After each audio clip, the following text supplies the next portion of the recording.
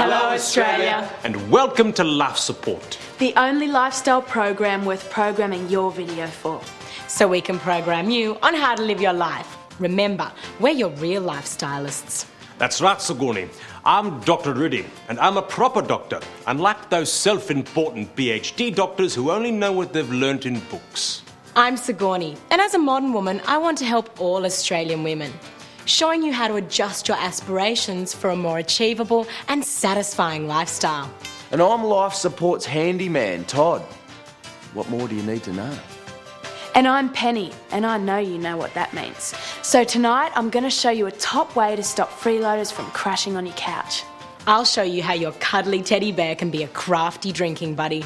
And I'll be talking to you men about a very private matter. Oh yeah, it's gonna be a top show. So let's get into it.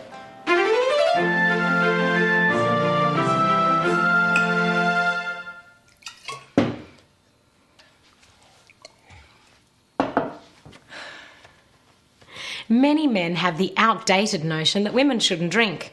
It's ironic, really. They tell us off for getting squiffy when they're the ones who drive us to the bottle. But as a modern woman, it's only natural that your top priority is to keep your man happy. So I'm going to show you a great way that you can hide your drinking by making yourself one of these. A teddy bear esky. Simply take a teddy bear. You really should have a teddy in the house anyway. They make you look feminine and vulnerable. Then slice open its back. Pull out the stuffing and replace with polystyrene beans. And sew in a zipper for easy access. And there you have it, a secret portable esky that's uniquely feminine. Of course, if vodka isn't your poison, you can use the same technique to make yourself a teddy cask. So discreet. Goal! That's nice, dear. If it weren't for my teddy bear esky, I'd never make it through footy season. Bottoms up.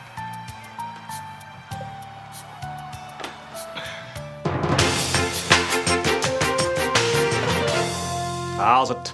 Dr. Rudy here. Today I'm going to talk to you about skin cancer. They're those horrible little clumps of mutant cells you get in your face when you're exposed to too much sun. Did you know that if you immigrated to this country after the age of 15, that you are 5 times less likely to get skin cancer? You see, the sun does most of its damage to native-born Australians when they are children with delicate skin. So this is great news for all us adult immigrants. Whilst those dinky-die Aussies end up looking like pale and pasty vampires, we immigrants can get a fabulous tan. As a medical doctor, I really do encourage all immigrants to this country to get as much sun as possible. Do not slip on a shirt, do not slip on some sunscreen, and do not slap on a hat. Because it's a biological fact that people become more attracted to the opposite sex when they have a tan, which means that sunbathing will give us immigrants an evolutionary edge. Quite simply, a person with a tan will get more sex. We all subconsciously equate glowing good health with fertility, and despite what our conscious mind tells us, we all enjoy going through the motions of trying to get each other pregnant. So to sum up, sunbathing. If you're a native-born Australian, don't do it or you'll die of cancer. If you're an immigrant, get a tan. You'll get more sex. Bye now.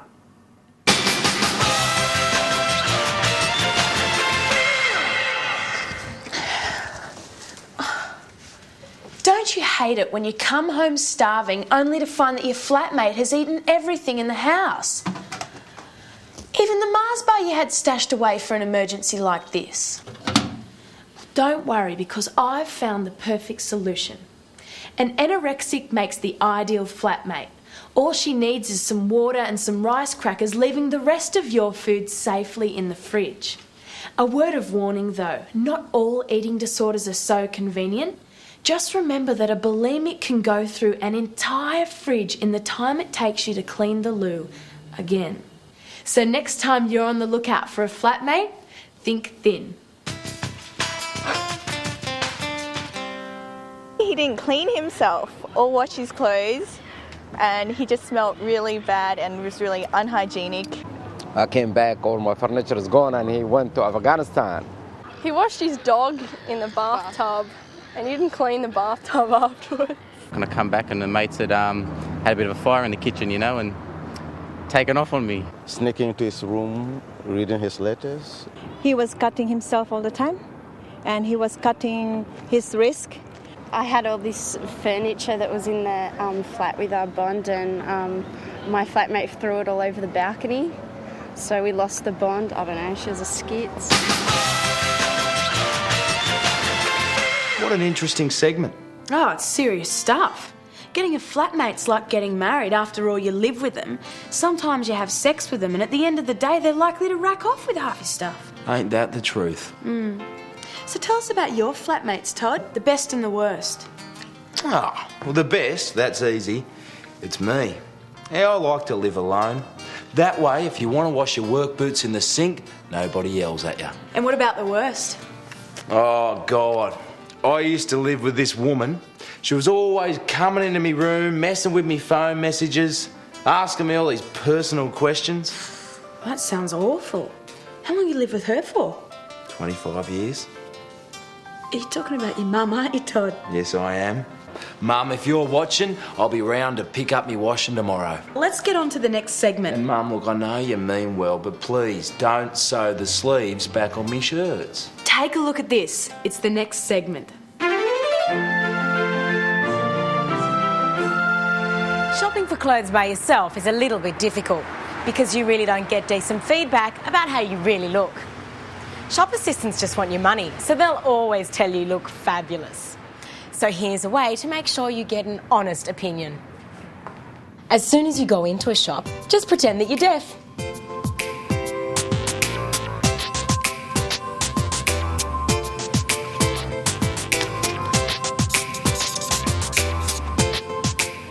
Then, when you're trying on clothes, just listen when your back's turned.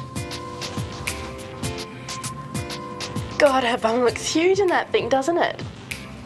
Well, that's one sale they won't be getting. And I'll just leave a little note for those lovely sales assistants.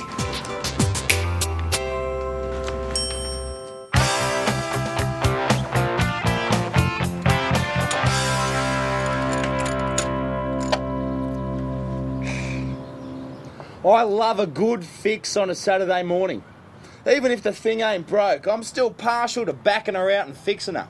Because if you're on the lawn on a Saturday morning, you're in the firing zone for a fleeting conversation. The ultimate form of conversation between two humans. All you need is a couple of red-hot cliches, a wink, and you're right. Here comes one now. G'day, Todd. Car stuff, mate. Yeah, bloody alternator. Can't trust them. Just like women.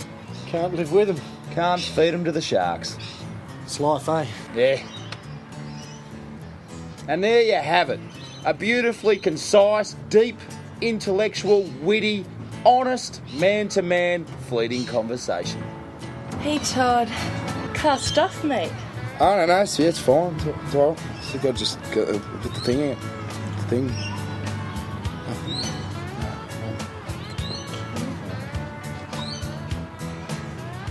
Some people just don't get it.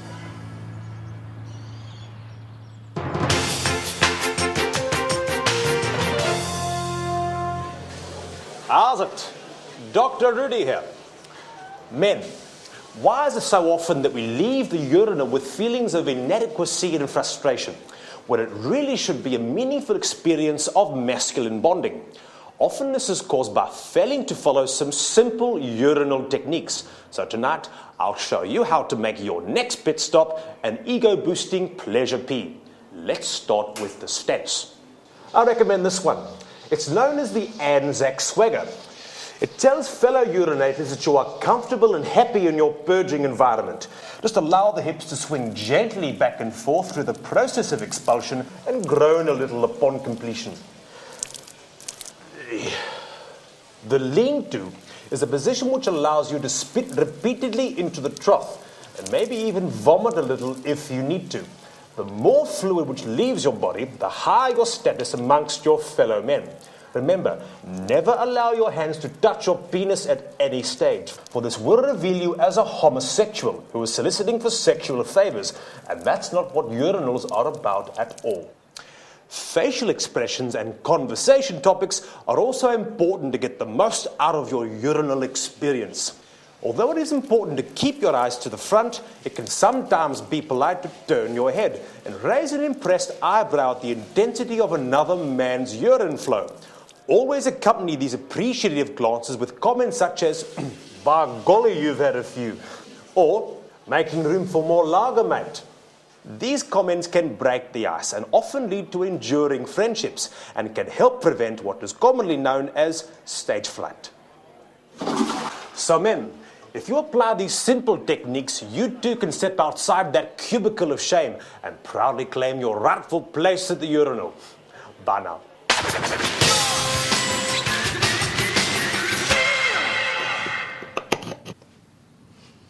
Hi, were your parents hippies? Did they name you after some sort of natural phenomena like a river, a moonbeam or a leaf? It sucks, doesn't it? I mean, when you think about it, it's no wonder River Phoenix had such a self-destructive lifestyle. My parents called me Penny, which is okay, but they had to go and spell it like some Italian pasta dish.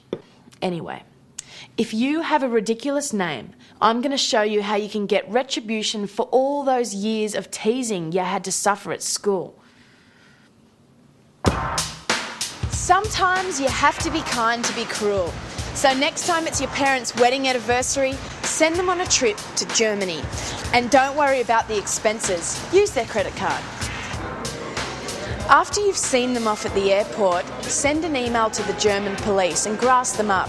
You see, over in Germany there are laws which prohibit parents from giving their children weird names. It's true. I read about it in the paper.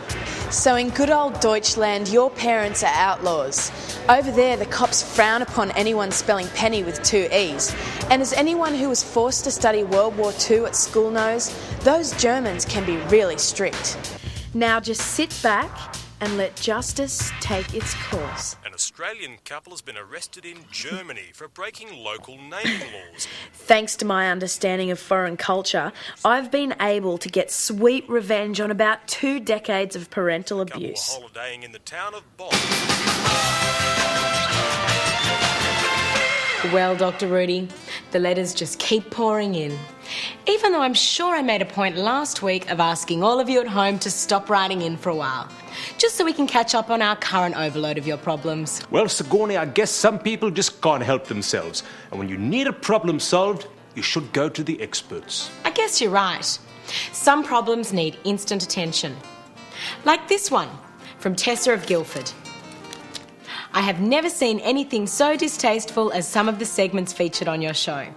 Every time I tune in, there is another story that makes me so irate, I cannot actually believe that they let you people on television. Well, Tessa, don't worry. Life support is here for you, so here's a simple solution to your problem. Don't watch.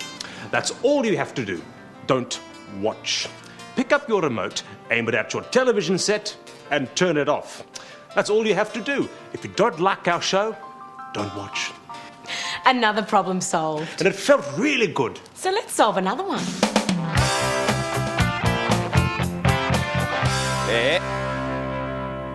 Yeah.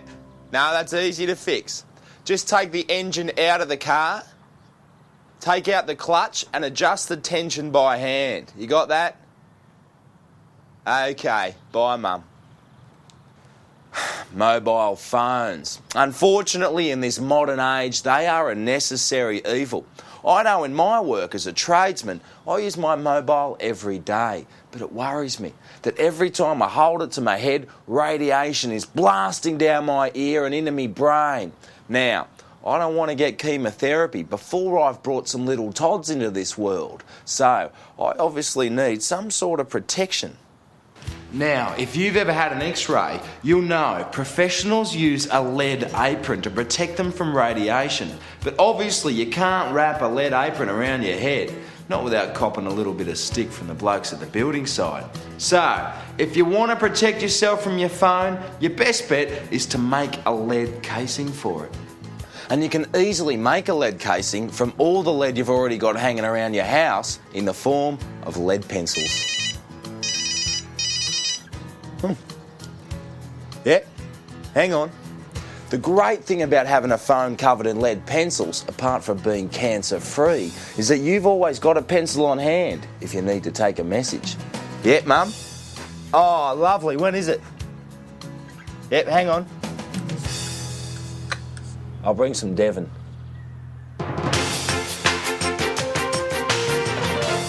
A lot of people are very wary about giving out their credit card details over the internet. Well, there are a couple of things you should know.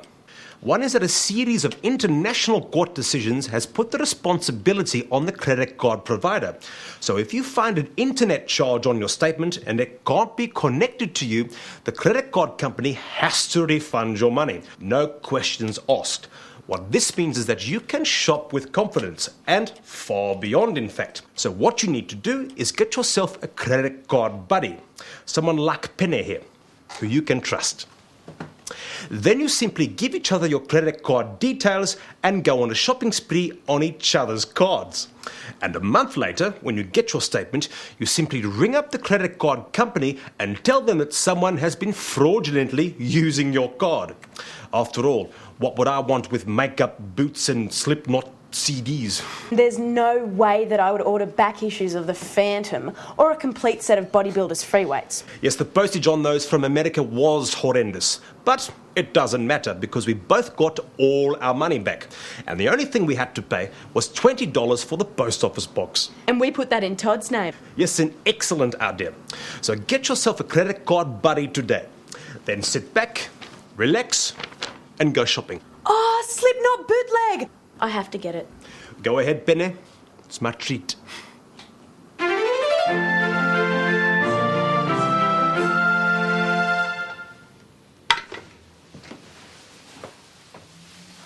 Tonight, I've got a cheeky new idea for the modern woman. Just how do you keep the romance sizzling if you want to sleep with the same man more than once? After he's taken you to his place and he's taken you at yours, things can get a little, well, dull. So, here's an idea. Why not spice things up a little and get down and dirty with your man in a sleazy motel? Of course, you'd never be seen dead in one of those places. So I'm going to show you how to recreate that sleazy motel room feel in your very own home.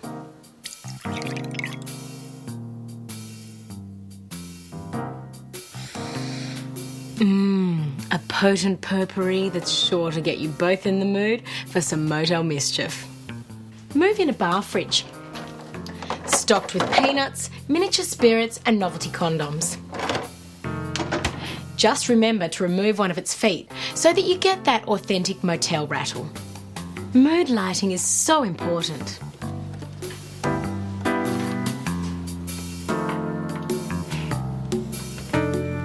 Of course, the idea of being close to strangers will always heighten your arousal. So hire a suitable movie, turn up the volume and play it in the room next door. It's so easy to turn your bedroom from this into this. So there you have it. A makeover with some simple sleaze means that your two-night stand will last longer and feel fresher. And if it's sleazy enough, he might just leave a tip. Lingerie every time. Buy some nice lingerie, bring some flowers, write him a poem. Watch pornography. Kama Sutra. Get rid of the missionary position, you know, and just try experiment things. Pretend you're other people, you know what I mean, and just like have an affair with each other and things like that. Tie him up, pour wax on him. Like everybody probably does that, but I don't know, do something a little bit different.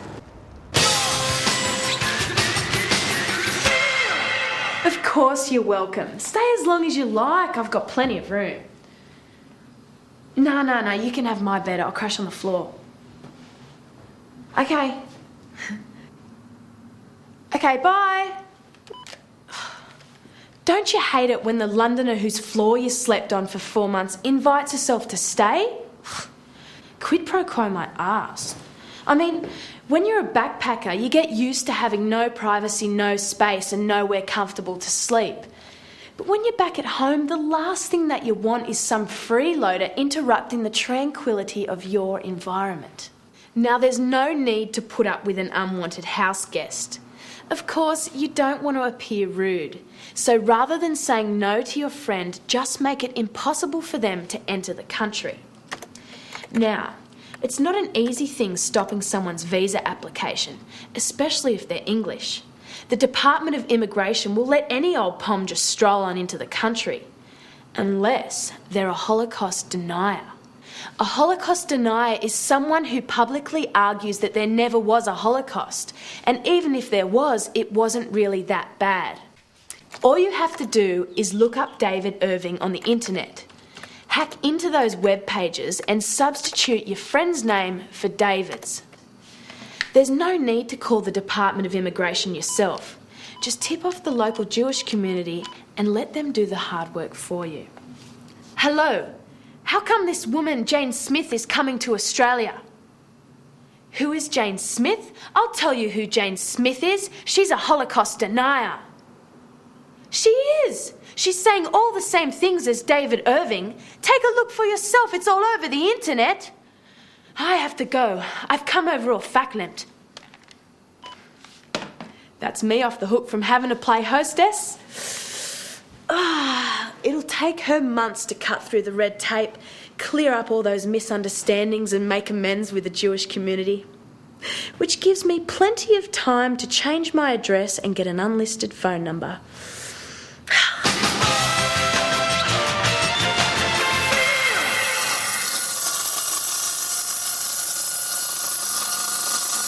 G'day, nice mate.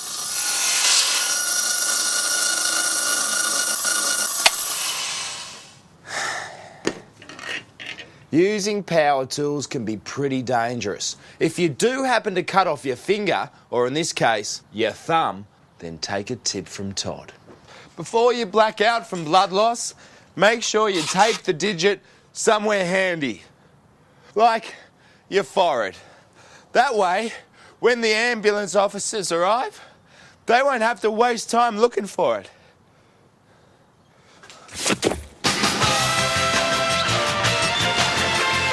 Geez, Todd, are you all right? Oh, yeah, don't worry yourself, Penny. It's all smoke and mirrors. Television. Don't believe everything you see on the telly. Really? Yeah, it's just a little demonstration segment. Oh, couldn't you tell by my performance? Well, can you believe it? But here we are at the end of another program. Yes, the end of our 6th show. As good a reason as any to make a fool. English rhubarb fool, served with custard. Why is it called a fool? Because you're a fool if you eat English cuisine. Anyway, tune in next week. Because we may have a couple of surprises for you. Until then, remember, when no one else is there for you, we are. Good night, Australia.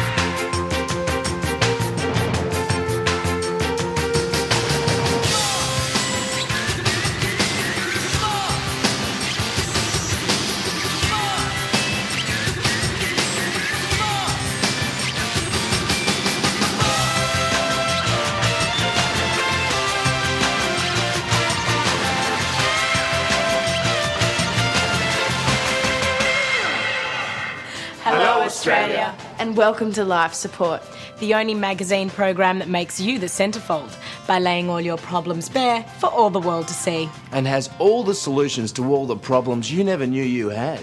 Hey, enough of the generalities. Let's get into the specifics. Coming up tonight, I'll be showing you a wonderful way to help prevent sudden infant death syndrome. And a little later on, Sigourney and I will enlighten you on plastic surgery to beautify a very private body part. That's right, Dr. Rudy. As a modern woman, I like everything to look pretty. Can't wait for that segment. I'll bet. As usual, I'll be showing you all the stuff you really need to know to really live your life. And I'll be talking fertiliser when I head into the garden and show you a great new product. So why don't we get into it?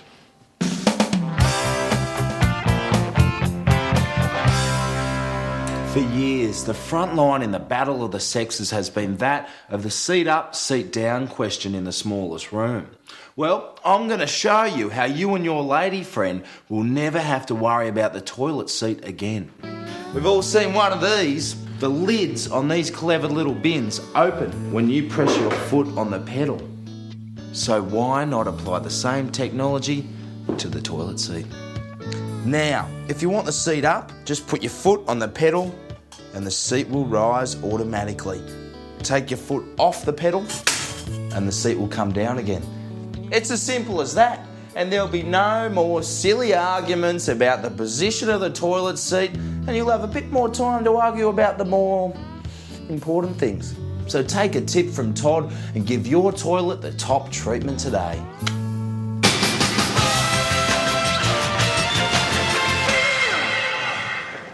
Armed robbery is a difficult art. Definitely the best part is being the driver. Of course, you don't want to use your own car. You could steal one, but that just adds to the risk as the cops will be after it. So what do? Go, go, go!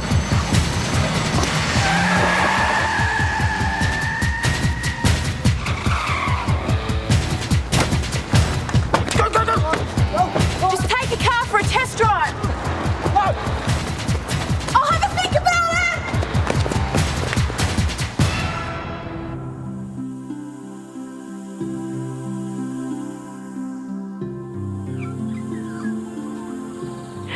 Of course, I'm not saying that women shouldn't have opinions and ideas. I'm just saying know when to express them. I find that it's best to minimise talk and moderate temperament. Yeah, you know, I really worry about the influence of shows such as Sex and the City. I mean, sure, the women go to fabulous parties, wear fabulous clothes and drink fabulous cocktails. But at the end of the day, they're still really lonely, you know? And I mean, let's face it, in real life, Carrie's married to Matthew Broderick. I think you know what I mean.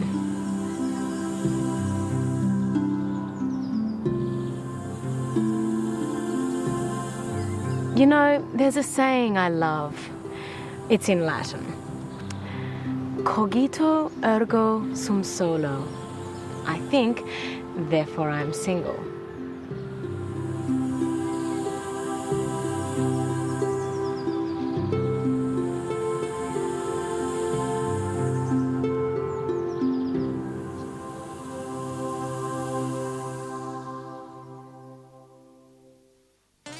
Well, Penny, here we are at our 7th show. How are you feeling?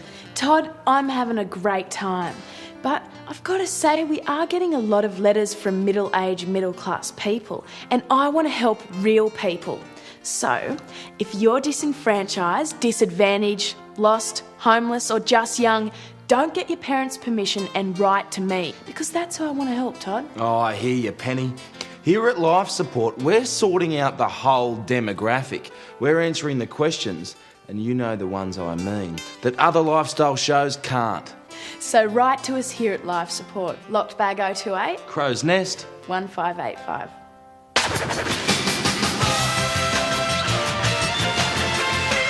How's it? Dr. Rudy here.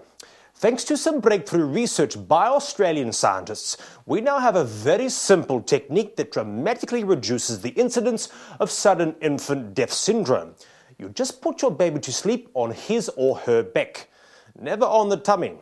But even the best of us can occasionally forget that vital little bit of information. So here's a tip that will make sure your baby is never in danger. Simply get some chili sauce and rub it all over the sheet, right where you put the baby's head. Now, when you put the baby to sleep on its tummy, the chili sauce will get in its eyes and it'll wake up screaming its head off. A convenient reminder for you to come in, flip over the baby and breathe a sigh of relief. Bye now.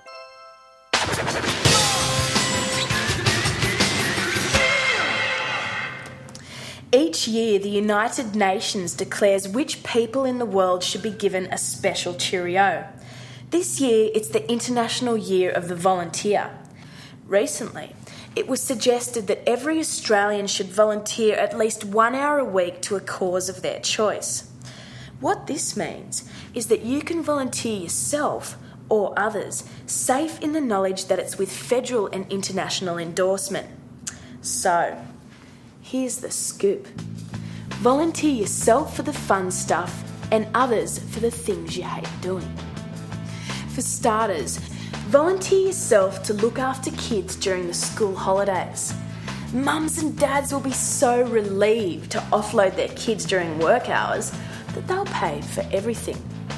Start with the movies and then work your way onto fun parks and all the places that you want to go, like the brewery. Then, when you're feeling a little bit lazy and you couldn't be asked, it's time to volunteer somebody else. Just duck up to your local hospital and hire yourself an intravenous drip. Call your local church group, bung on your best victim voice, and slap on some white face makeup. In a couple of hours, you'll have a bright-eyed God squad of willing cleaners and shoppers bustling around ready to execute your every whim, while you're tucked comfortably in your favourite chair in front of the telly. You'll also need your drip when you go for the biggest volunteers of all, our competing lifestyle shows.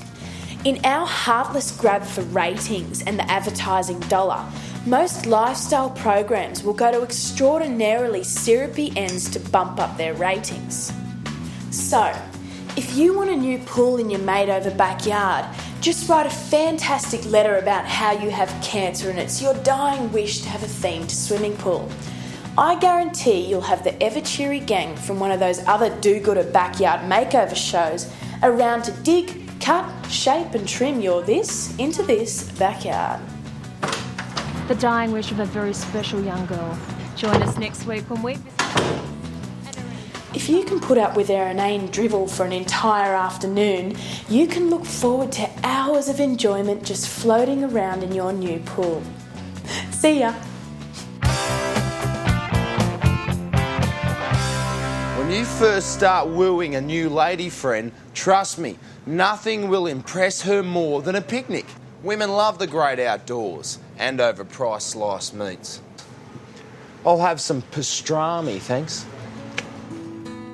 Before you meet your lady friend, you should do a recce of your picnic location to make sure the spot you have in mind is conducive to romance. This is perfect. Plenty of sun, some trees, and of course, soft grass. Well, this grass is a bit wet, but there's no need to panic. I reckon I can sort out both the dampness and the flatness problems with something a little more practical than a picnic blanket. Simply lay down some concrete. Pretty classy. Guaranteed to keep your bum dry and your wine glass upright. Practical and romantic.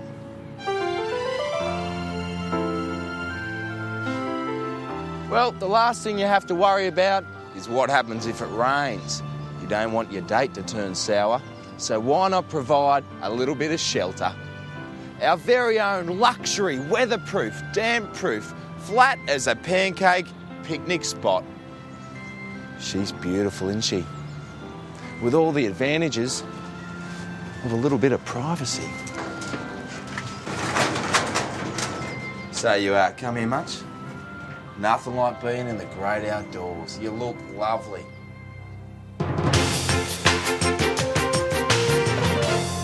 Hello there, Dr. Rudy here.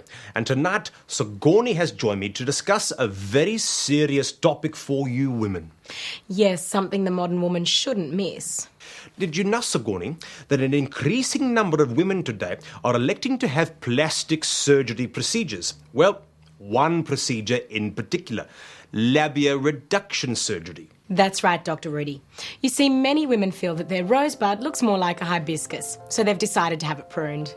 Quite right, Sigourney. Apparently, more women are looking at pictorials in such publications as Penthouse and Hustler and are convinced that this is what their body should look like. And we all know what you women are like. I mean, you see someone with a pair of shoes you like, you just have to have a matching pair. So why should this be any different? It can't be all about aesthetics, Dr. Rudy. I'm sure many women experience discomfort from having curtains that need to be taken up. Only a very small percent. Labioplasty is mainly performed for the visual enhancement. And if you decide to have it done, let me say right here, well done, girls. Elective surgery should be taken advantage of and is still quite the status symbol. So why put up with the embarrassment of enlarged labia minora when you don't have to? So what are the pros and cons of this surgery, Dr. Rudy? Well, when considering narrowing the lapels of your pink tuxedo, the most important thing to remember is that it is sure to improve your sex life. Let's face it, your clitoris will be easier to find without all that surplus flesh getting in the way. Yes, I guess it does reduce the workload of your man. And who knows, reduced workload could mean cunnilingus is back in vogue. Or better still, wearing a bikini is back in vogue. That's right, no more butterfly wings.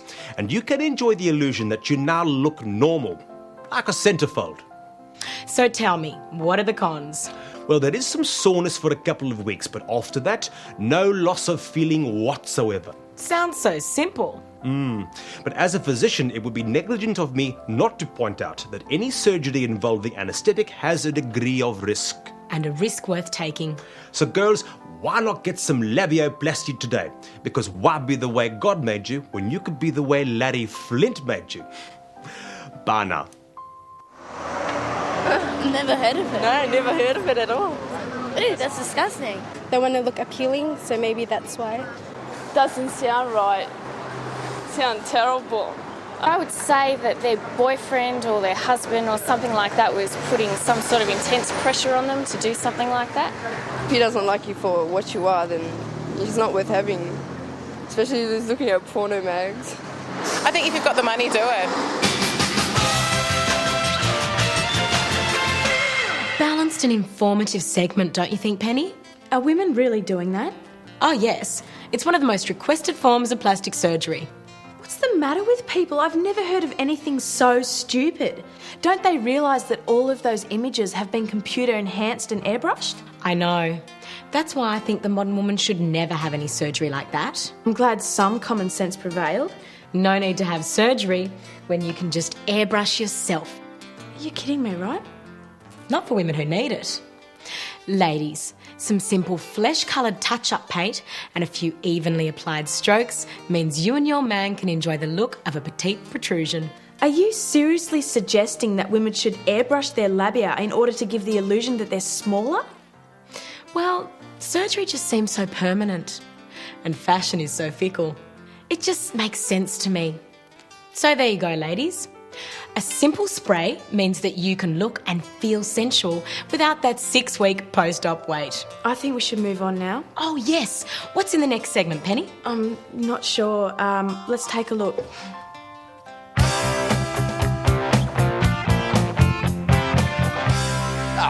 G'day.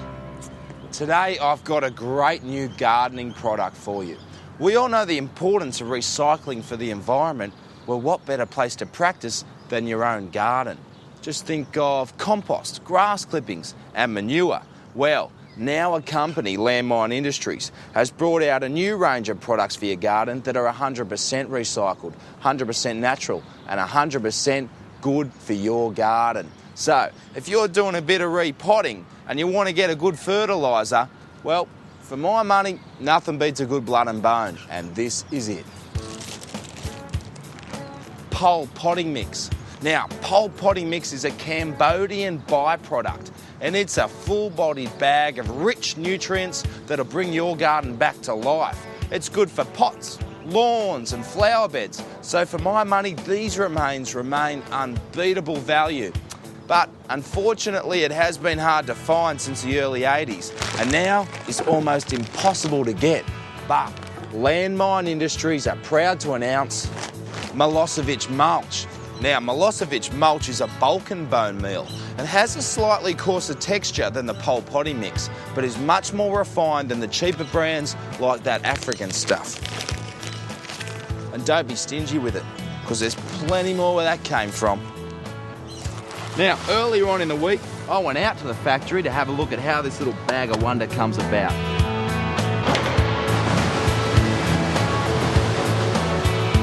So this is where the process begins. The raw materials are broken down into different bins depending on origin and quality.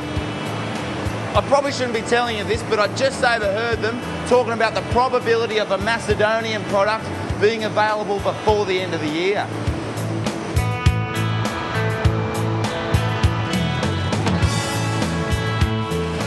So from those bins, the raw materials make their way down here.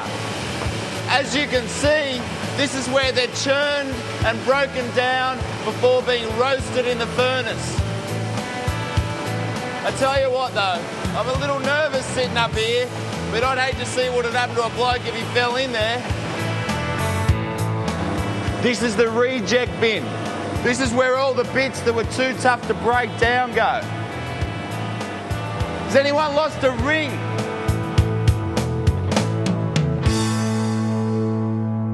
I've got no problems with it because as long as it's none of my family members or no one that I associate with or know on a pretty close basis, people, I guess, getting chopped up every day at the morgue, so it happens, everyone knows it happens, and it's something you just live with, I guess. I don't know, I just find it disgusting thinking about it. What are you going to do with me after I die? Put me to good use. Doesn't really matter if the people and their family, their relative is allowed it. I think that's all right. Yeah, it's better than using some more like chemicals, that kind of thing, or poisons. I think we have to come a very long way in society before we can even start to look at those sorts of issues. Pretty interesting stuff, hey? And I'd like to thank the good people out at Landmine Industries for letting us take a look around the factory. I only wish more companies were so environmentally aware. Well, there you have it. Don't these daisies look great? For me, this is what gardening's all about. Perfect sunny days and the heady aroma of wet soil mixed with a good fistful of fertiliser. I don't know about you, but I wouldn't be dead for quids.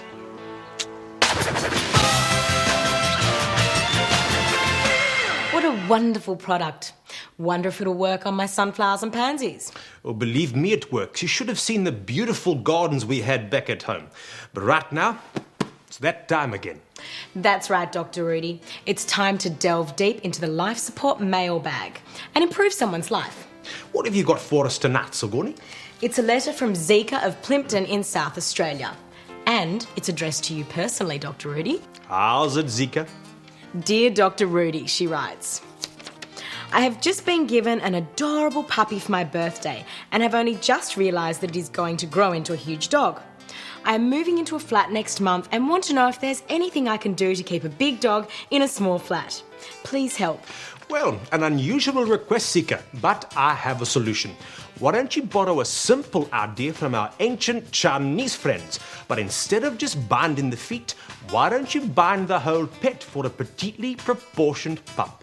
Just remember to keep the binding tight and stick to crepe bandages, not adhesive ones, or you'll have a small cranky ball of plucked skin rather than a fluffy bundle of joy. Wonderful.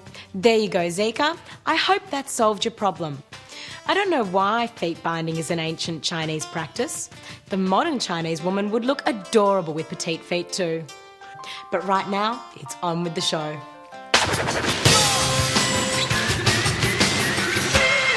Because society is a structured community, we have to allow freedom of expression by all the people that are bound together by similar traditions, institutions or nationalities. which means you can get away with all sorts of shit in the name of tolerance. Let's face it, there are some religious groups that encourage polygamy, don't celebrate birthdays, and don't like zippers. So how far out on a limb do you have to go until you've gone too far? Why not create your own religious outfit to suit the church of you? Just set up your own rules and attract similar spiritually disenfranchised folk and have a great time of it, all under the banner of your own religion. Remember, if somebody wants to question your religion, you are now fully entitled to sue them using the full force of the anti-vilification laws. Beer thanks, mate. I am the Grand Poobah in the Church of the Great Wazoo, and I can worship in this, my temple, simply by spending all day drinking beer, wearing Hawaiian shirts and smoking marijuana, and it's all in the name of religious expression. And the best part is, if you apply as an exempt organisation with the tax office, you don't have to pay a cent of tax. Can I get a receipt with that, please?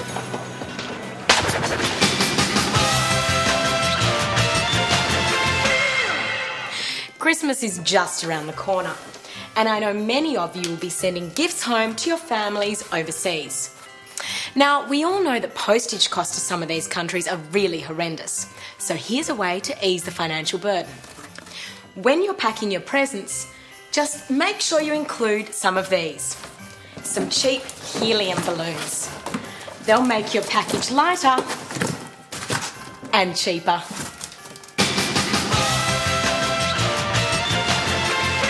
I can't believe it, but here we are at the end of another program. Yes, the end of our 7th show. As good a reason as any to make a mezza. That sounds pretty exotic. It's a selection of Lebanese appetizers, baba ganoush, hummus and tabbouleh. Oh, like in a kebab. Great. Just once, I'd really appreciate a dish from back home like babuti or hoendo posti or even a simple plate of cheese and biscuits. Oh, Rudy, where would the fun be in that? In the eating. Better make sure you tune in next week. Oh, because we've got some more great ideas on how to make your life a little bit better. Until then, it's probably best not to do anything. Good night, Australia.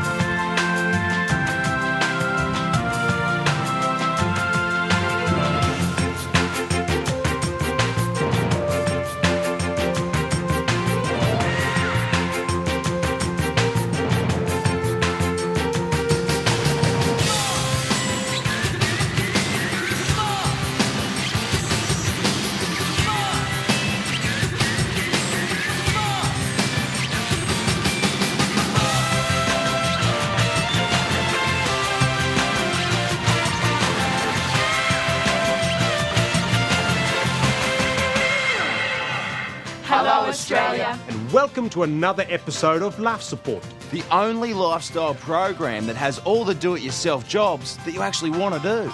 And all the lifestyle advice that you actually need. Yes, we're so glad to be your company tonight. Because we've got a great show in store for you.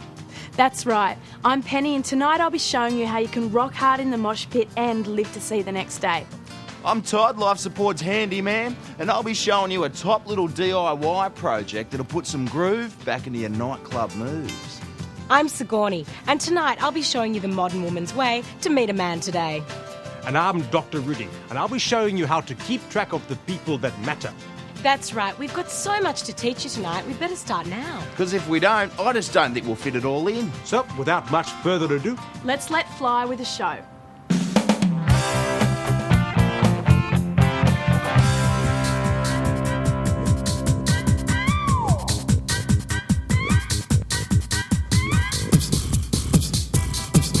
If you're like me, you're a bloke with no rhythm, who can't dance to save his own life. But there will be occasions where you'll need to dance to impress the ladies. So what do?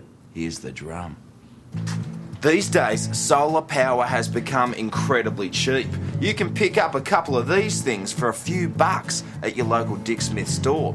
Basically, these turn light into electricity. So what you need to do is turn them into little epaulettes for your jacket. There you go. Very Michael Jackson-esque. Now, I've run a couple of wires from the panels like so and clamped the wires onto my nipples. Now, when I go to tonight's rave, the lights will flash in time to the music, the panels will turn that into electricity, which will send my body into a rhythmic convulsion. The upshot being that I'll be able to dance in time to the music.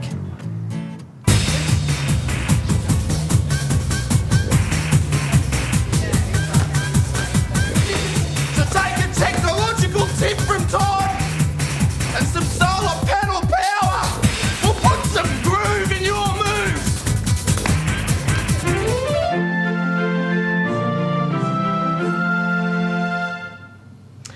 Have you ever considered artificial insemination? You know, it's not just for lesbians and fat, ugly women. It's also a great way for us more attractive modern women to meet men. I love shopping through online catalogues. And the best thing about artificial insemination is that you get to use your catalogue shopping skills for meeting men. Here's a good one. 6'2", blue eyes, black hair.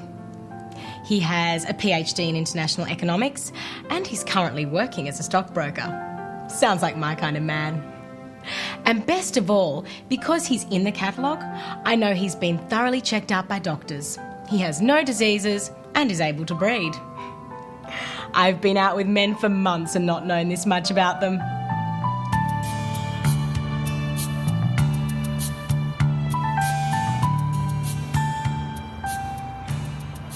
Once you've made your pick, just come down and stake out the sperm bank. All you need is a good pair of binoculars and a thermos full of coffee.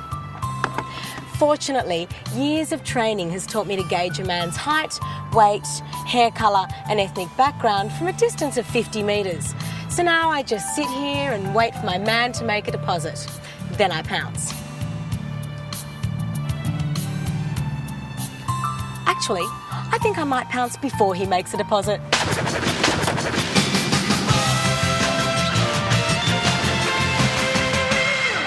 You've probably heard a bit about microchipping. It's where they put a tiny chip under the skin behind your dog's head. So if the dog gets lost, they can scan it to find the dog's owner. In fact, this simple technology is a brilliant way to keep track of any animal that's gone astray, which means it's also perfect for your old dad. If you've got a parent living with you, you know sometimes they're going to wander off, but if they're chipped, you can be sure that they're going to return to their rightful home. Just make sure to get one of these special tattoos on the ear so people will know to take him to the vet for a scan. Come on, Dad. I've got a nice can of food waiting at home for you.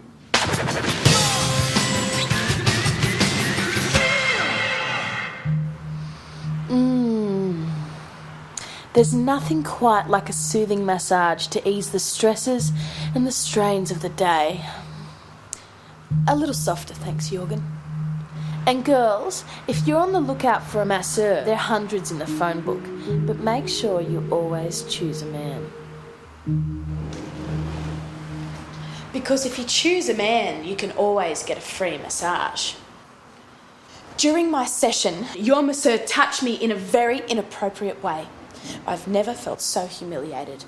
I will not be paying for this massage and I will never be back to this establishment again. What? That was really good. Pity it'll never work again. See ya.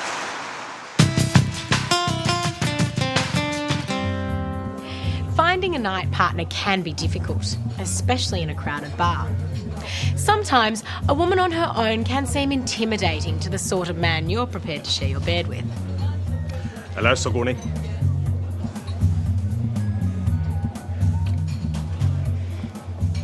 When you're out on the town, it's much easier to catch the eye of a prospective partner if you already appear taken. That's when working as a team can be a good idea. Use a mate to get a date. That's right, Sigourney. When I go out on my own, no one gives me a second look. But if a woman thinks I'm taken, I immediately become more attractive because I seem unattainable. So tonight, we're going to show you how to go hunting in pairs. Here's some simple signals to get you started. This is, I'm not really with him, he's my brother. This is, she's my ex-girlfriend. You are my future.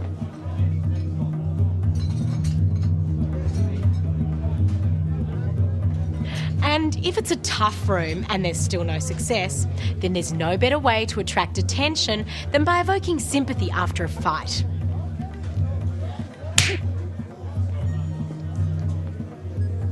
Quite all right. Actually, no, slept quite hot. If this particular method doesn't produce immediate results, don't worry. If you can turn the other cheek for long enough, someone will say yes. So try this and get the look of love from someone you like the look of. You have more interest in the ones that are taken because they're the best ones. The ones that are usually single are the ones that no one wants. Yeah, some women like when they know that they already have a girlfriend, maybe it's more like a challenging for them. They dump her for you, makes you feel better. I think they are more appealing because you know that they're good enough for someone else to want and they've got sort of that more caring side about them. If I'm wearing a wedding ring, I tend to have more people look at me as in girls. If I've got no ring on, they don't even want to know you. Simple as that. Someone who is married or already have a relationship doesn't mean that he is the right one for me, but maybe it's just like I like the challenge to get that person. What is going on there? What do you mean, Todd? Well, if my eyes serve me correctly, what I just observed was two of my work colleagues in a passionate embrace. It was a demonstration. It certainly was. How long has this been going on? This is going to upset the whole balance of the team. I just hope they don't get fired like Stan and Tracy. Todd, it was a demonstration to show the people at home how to pick up. No, I saw it, Penny. I saw exactly what's going on. Speaking of seeing, that's what Sigourney's next segment is all about.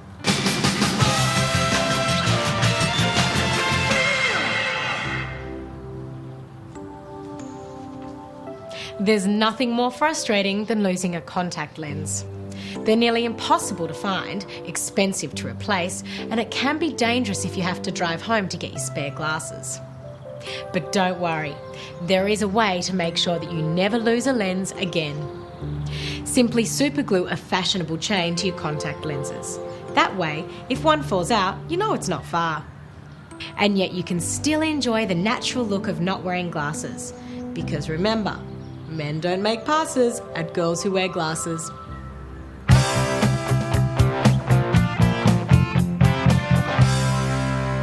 Oh, g'day.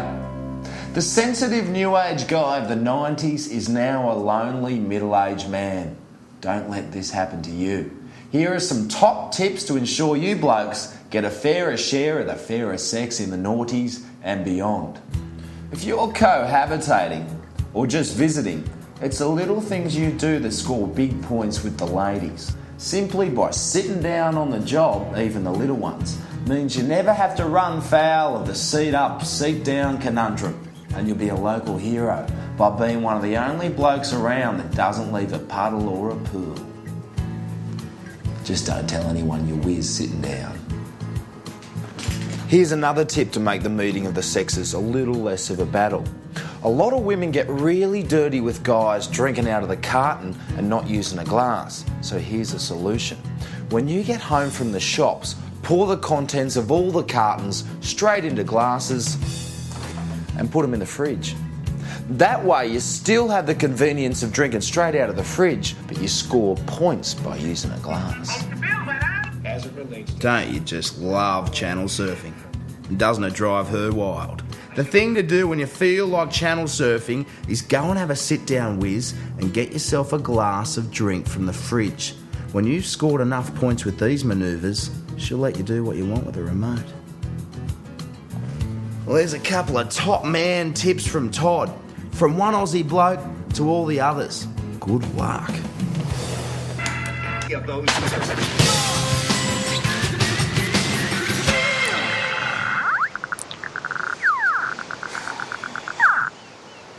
Okay, we all know that the beach can yield a bounty of buried treasure. Like just now, I found a watch and a wallet buried in a shoe over there. But unfortunately, too many prospectors have tapped into this vein, leaving it overmined and leaving you with expensive equipment and a pocket full of bottle tops. But there is a cheaper and easier way to make money from your local beach. And all you need is a small kid in bare feet. You see, beach injuries can fetch huge compensation payouts from local councils. All right, Cooper, have a good time. And with a little bit of pre-planning, you don't have to leave your fortune in the hands of fate.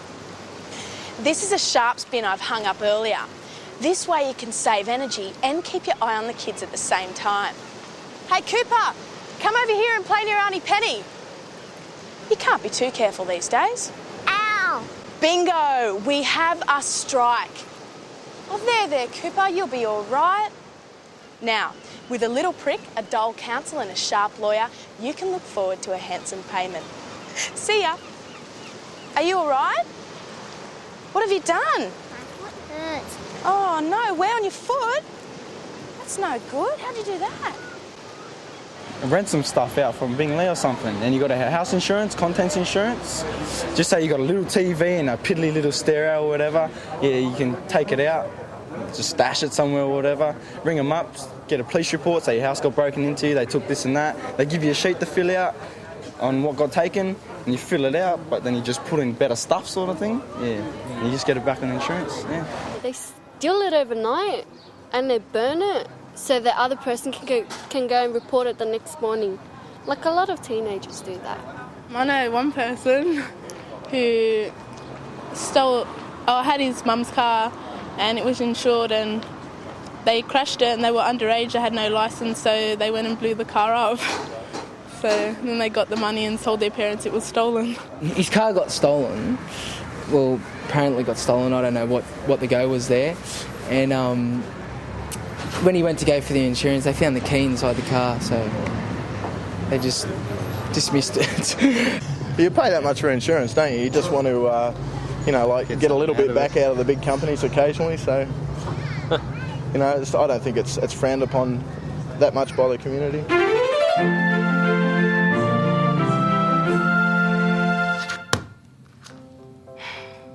I have a child in Africa.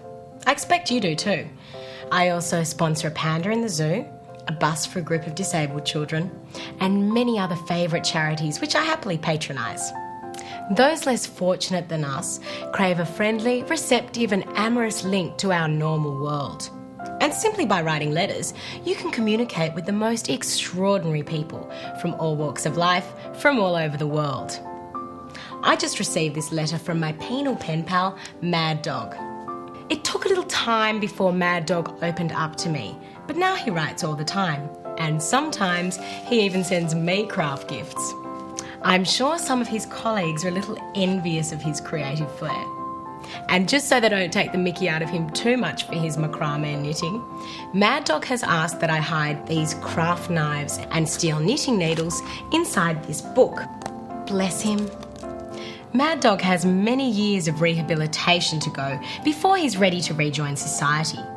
But with creative craft, His remaining time behind bars should be a delightful experience. Well, Dr. Rudy, it seems that even after all these weeks, the letters and emails just keep pouring in. Yes, and I must say it certainly feels good to feel wanted. That's right. This week I received a very special letter from Caridwen of Claremont in Perth. And a big hello to all of you in Perth. We know you love the show. Caridwen writes, Dear Life Support Team, recently my father Isla passed away, and since then my mother hasn't got over the loss. So I spend most of my time keeping her company, but now I want my life back. Is there anything I can do to ease her loneliness? Well, Caridwen, my condolences. Sometimes the loss of a loved one can take an incredible toll on the lives of grieving family members. But don't despair. There is something you can do for your mother. Simply convince her of the reality of reincarnation and then give her a rabbit called Isla. All you have to do is call the rabbit Dad a couple of times and it will fill the empty void in her life and leave you free to live your life. Wonderful, Dr. Rudy. Such simple advice. Simple advice for simple Australians. And here's more of that advice right now.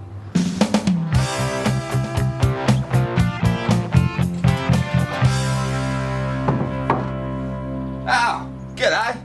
Now, I know many of you suffer from hemorrhoids, and you can have a really terrible time of it if you have a massively distended anus, especially if you've got an office job where you're sitting on your backside all day. And carrying around one of these isn't very discreet. So, tonight I'm going to show you a clandestine way to ease your working day. We all know that magnets can be very useful attracting metal objects, but you can also use them for their repulsive qualities. If you line up north against north with these two bar magnets, they'll push away from each other. So, if you've got a bad attack of the grapes, all you've got to do is stick two of these bar magnets in the back pocket of your pants and then slip two of the same magnets facing the same way under the fabric of your office chair. Now, when you sit down, the magnets will repel each other and you'll just float above the chair on an invisible magnetic force. What a relief. So take a tip from Todd, and no one will be the wiser whilst you help your hemorrhoids heal.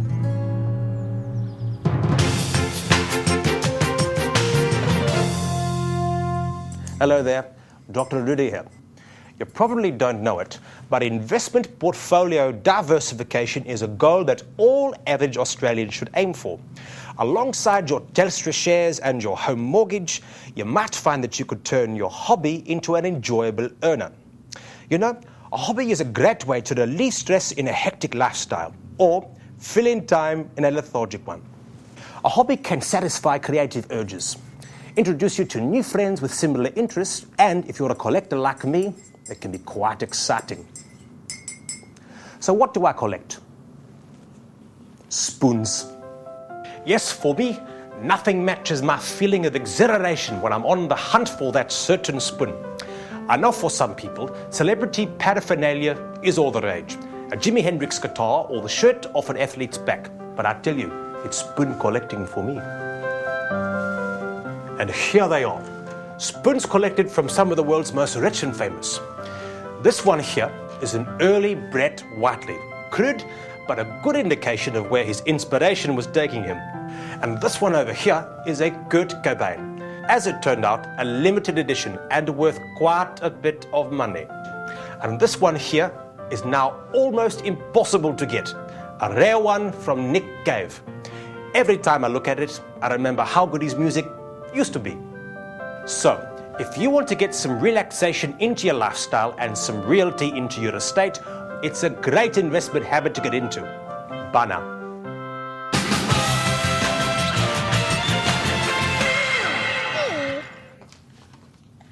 We all know how stressful it can be going out for the day and leaving your baby with your English nanny. The thought of coming home to a shaken, brain-dead or just plain dead baby can really ruin an outing. But don't panic. There is a way to protect your baby and your peace of mind while still enjoying cheap, unprofessional childcare. Just make your baby one of these adorable sinker suits. Simply sew 25 kilos worth of sinkers to a jumpsuit. Then put it on your baby and sew it shut. Unless your nanny's a bodybuilder, there's no way she'll be able to shake something this heavy. Although I should tell you that if you own a pool, it's probably not a good idea. But if you could afford a pool, you could probably afford proper care. So there you have it, a crafty childcare creation that will keep your baby's brain where it should be.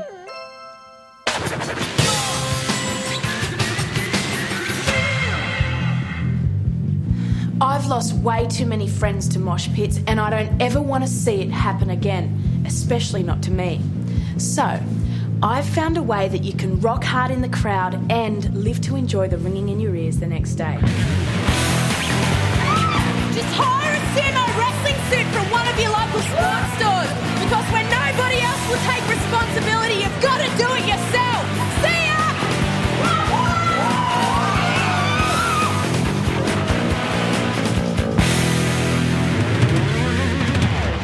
Oh, that was a totally top tip, Penny. Yes, well done for bringing some safety and common sense to those dangerous places. Well, it's like we always say, more advice for your lifestyle. Well, I can't even talk about it, but here we are at the end of another episode. Yes, the end of our 8th episode. As good a reason as any to barbecue a duck. Wow. It's a Chinese barbecued duck with mandarin pancakes and cucumber. A duck pancake? I'm up for some of that. That looks all right. So make sure you join us next week, because we'll have more great advice for you. That's right, so we look forward to seeing you then. And remember, the only reason we're in here is because you're out there. Good night, Australia.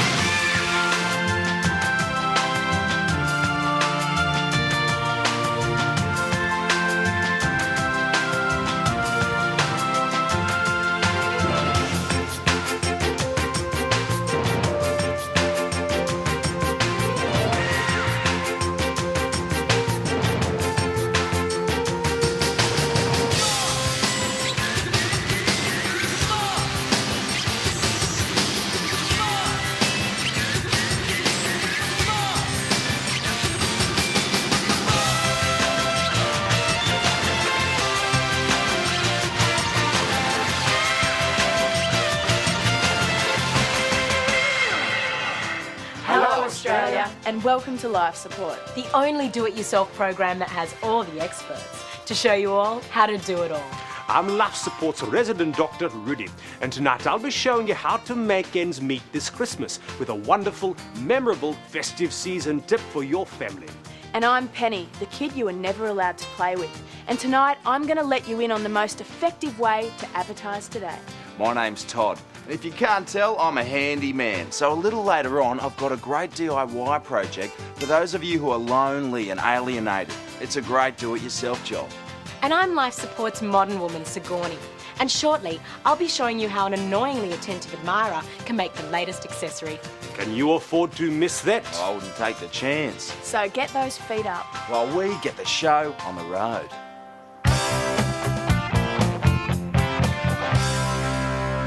One of the great things about living in Australia is going to the beach. And one of the great things about going to the beach is taking a dip in the mighty blue ocean. But what am I going to do with these? If the petty thieves don't get them, there's always a chance a freak wave will sweep up and wash them away.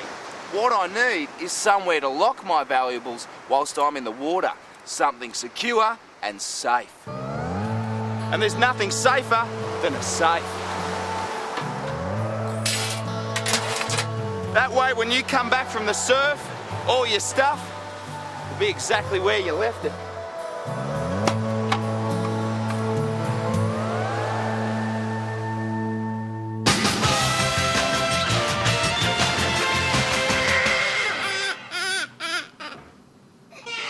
There's a ton of advantages to being a single mum, but actual childbirth is a total pain. But there is a way to get epidural-free access to your own income welfare stream in under a minute. Just head to your local casino car park, do a bit of window shopping until you find a gambling orphan you like. Then parenthood is just a jimmied lock away.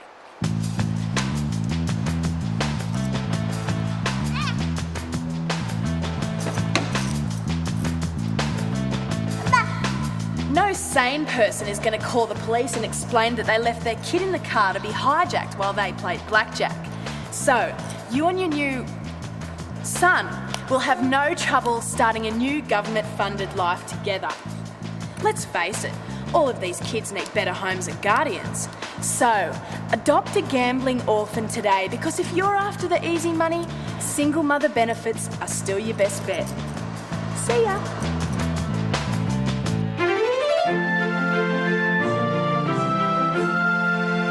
Here's a dilemma that a lot of modern women face. You've had a fantastic night out with someone who seems like everything you look for in a man. But the date's over, he hasn't called, and you're worried you'll never see him again. Well, it's simple. Accuse him of date rape. Now, if the police don't believe you, just say there's this weird thing about his penis that you don't want to talk about just yet. Soon, there'll be many spicy courtroom appearances where you'll meet eye to eye in a formal, sexy setting. And here's a tip. Once your hottie is in the witness box and under oath, ask your barrister to quiz him about his favourite foods, likes, dislikes, favourite movies, and what he looks for in a woman. It's like having 20 dates in one gruelling courtroom session. And just remember, girls, if he doesn't want to see you again, objection overruled.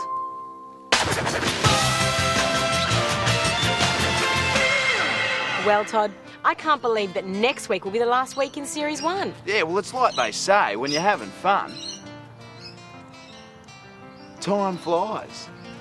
Wasn't that clear? And because we're going to be away on a break, please don't send in any letters. Because there'll be no one here to answer them.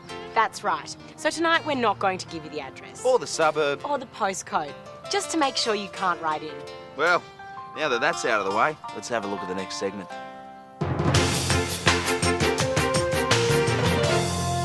How's it? Dr. Rudy here. It's a problem that confronts mums and dads every day. How do I know if my teenage son is gay? The teenage years are very confusing for boys as they discover their awakening sexuality, even when they're asleep. But as a parent, how do you know that your teenage son has a pillow that holds his dental records? Or whether he has deeply suppressed homosexual tendencies that haven't been drawn out yet because of a macho environment or because his male friends are so ugly? Well, it's easy to find out. Simply hire a rent boy. Pay him to come to the house when you're not around and see whether he can seduce your son. A first-class piece of man-totty will give you peace of mind for less than $200 an hour, plus GST. And you'll soon know whether the trust fund you set up for future grandchildren is a complete waste of time. And remember, if the red boy does manage to seduce your son, at least you've already met your son's new boyfriend. Bye now.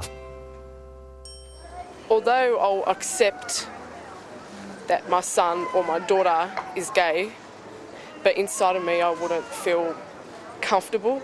Besides being leaving shit out of him, wouldn't talk to him. But such things don't happen. if they happen, it's supposed to be a taboo. It doesn't happen over there. And I mean, it'll be shocking for us. If it does, if God forbid it happens, it's shocking for us. When you look at the person, how can you tell he's gay or not? Can you tell? Of course not. I don't think I'd be able to tell if the girl is a lesbian, but usually with guys you can tell. Yeah, you can tell. The way they walk and the way they talk too. It doesn't matter what my child would decided to be, I have to stand by them and support them. Even a blind person can see that the majority of people that work in Qantas are gay. Now, you got to ask yourself how that has come about.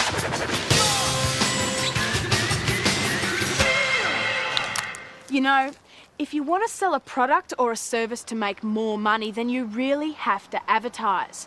So, how to go about it? Well, if you want to attract newspaper readers, then advertise in the newspaper. If you want to attract people on the street, then put posters on telegraph poles. Or, if you want to attract brain-dead morons, then just advertise on the television. But even then, it's really hard to catch a potential customer's eye. All day, every day, the average Australian is deluged with advertising, and 99% of it goes ignored. So if you've got a service to sell, you want your ad to be in the 1% that catches their attention. So I've found the best place to advertise if you want people to really stare at it. Just hang your ad above a car crash, and I guarantee that people will slow down and crane their necks to take a good look. Hello, Penny here. Tonight? Yes, I'm available. See ya. What time?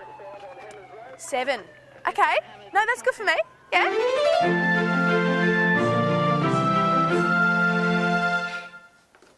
When you're going out on a date, you don't want to take along one of these. It's a pain to carry, and it's embarrassing when it starts ringing at an intimate moment.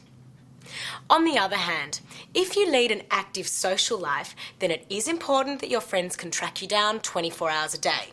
So why not do what I do? Get your stalker to carry your mobile for you. This is Raoul.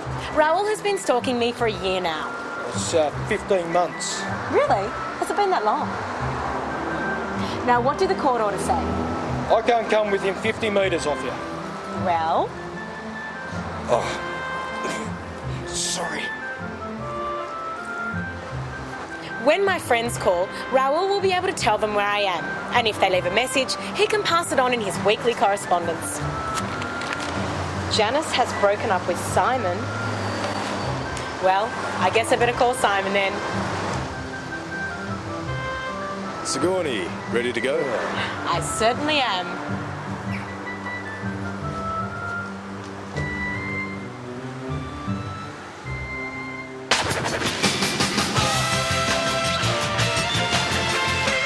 Gee, Penny, that Sigourney's got some great ideas, doesn't she? I guess so. Just think, so many women have stalkers that they just don't use. I know. Like, they're a great help if you're moving house. I mean, let's face it, they're going to find out where you moved to anyway. Too true. And who better to carry home the weekly shopping? I like to think of them as an urban Sherpa. Well, can you believe it, Penny? But it's almost Christmas again. I know. By the time you get around to taking the damn tree down, it's time to put it back up again. Eh, I don't even take the tree down anymore. You just leave your Christmas decorations up all year? Oh, no, not the decorations, just the tree. I mean, it's very lifelike, doesn't need watering, and it isn't deciduous. Year-round green. What a great idea. Oh, yeah. And here's Dr. Rudy with another great idea for your family this Christmas.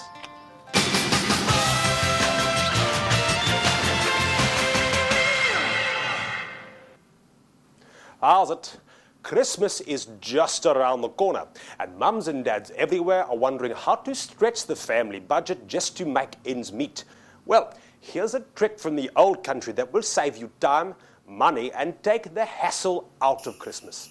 You'll need a piece of horn, maybe a cow's horn, some sheep's horn will do. Ask your local butcher. And you'll need a big bucket of blood. Now just lightly sprinkle the blood on the carpet beneath the nearest window, and then progressively heavier as you approach the chimney. Then just drop your piece of horn and wait for the kids to arrive, bright and bouncy at the crack of dawn. Oh my God! Blood! And a piece of broken antler. Someone's killed Santa. Sorry, kids. There'll be no presents this year. Or ever again. Now, I've got to take this to the coroner. So why don't you sit here and think happy thoughts? There's one magical, memorable Christmas for about $1.95. Merry Christmas.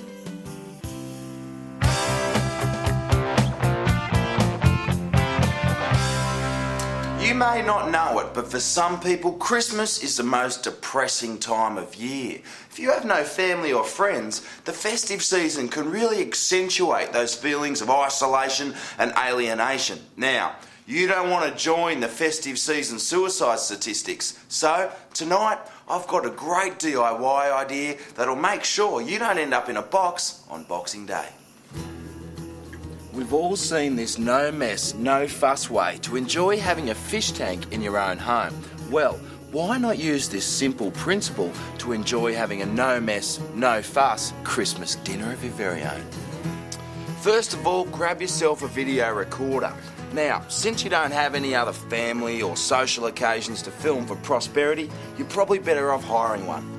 Then, just bung a turkey in the oven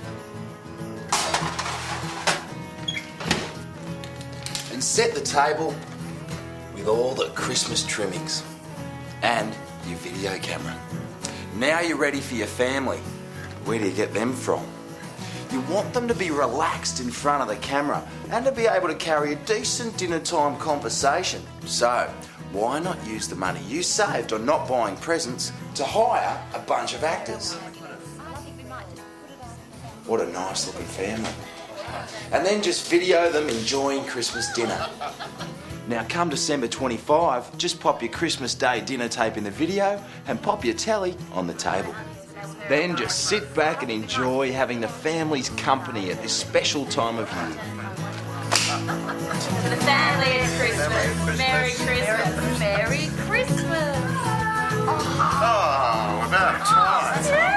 There you go, darling. Just beautiful. Now, who wants what? I'll have the somebody? wing, darling. A leg? What would you like? Would you like some breast, darling?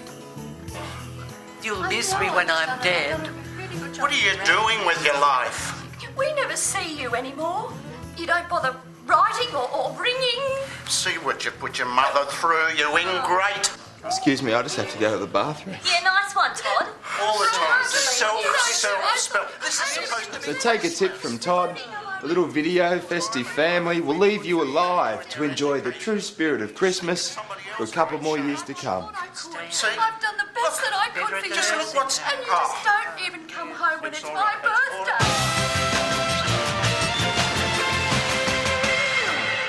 You know, when children sleep in unfamiliar surroundings, they can have an uneasy night. Simply sleeping at a friend's house can be quite distressing. So, if your son has a private school chum coming to stay for the weekend, why not make them feel at home in your home? Just provide them with the same kind of benefits that a privileged upbringing and boarding school education have made them accustomed to. Replacing the usual trundle bed with a simple rack means that you'll save him from missing that boarding school dormitory feel, and will save you from having to think of ways to entertain them. Gee, Sigourney, I never picked you to be someone who's into hardcore S&M. Oh, I'm not. I'm more into hardcore B&B. Oh, you mean B&D? No, I mean B&B. Bed and breakfast? A weekend away in a secluded country bedroom with a full breakfast in the morning does it for me every time. Especially if I'm with that someone special. Really? There's no need to look at me like that, Penny. I'm not a freak. And there's lots of people out there that share the same interests. Whatever turns you on, I guess. Oh, look, it's the mailbag. It must be that time again. Excellent observation, Sigourney. And tonight I have a very special letter. Really? Let me read it to you. Dear Penny, my name's Tarbin and I'm 9 years old. My word. Tarbin, do your parents know that you're up at 9 o'clock at night watching MA-rated television programs? Good on you, Tarbin. Well, my advice is that you go to bed now and let Mummy and Daddy explain Penny's advice to you in the morning. Anyway, as I was saying, Tarbin writes, I'm 9 years old and I keep getting into trouble at school. My teacher gives me a detention nearly every day. What can I do to make sure it doesn't happen again? A problem I'm sure many children face. That's right. So here's what you do, Tarbin. Just grab a Polaroid camera and take some naked pictures of yourself. Then put those into your teacher's staff room pigeonhole. Once they're discovered, he won't be teaching at your school or any other school ever again.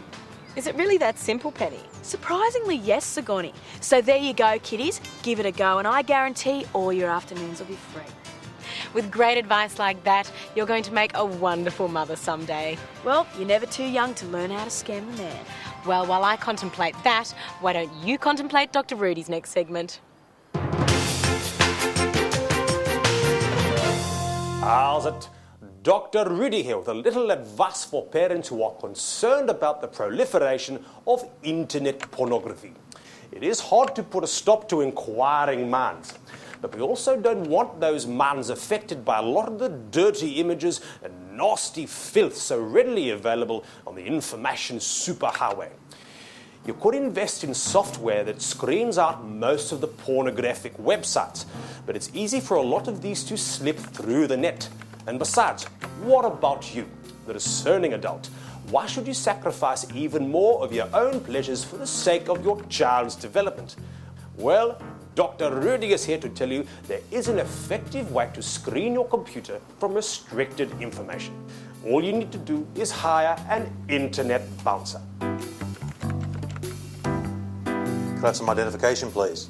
Got to be over 18 to enter there. Thank you. Better luck next time, Dimitri. And there you have it, a sound investment. An internet bouncer will keep your child's mind unsullied and your own freedom intact. Excuse me, sir. Can I have some identification, please?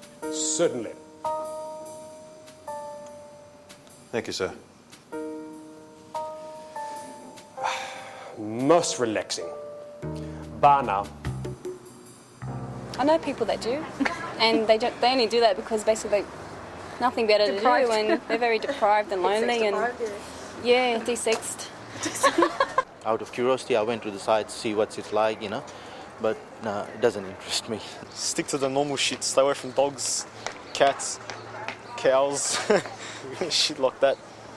All that Italian shit, you don't really want to get into it, So she sneaked into the room and she saw her husband,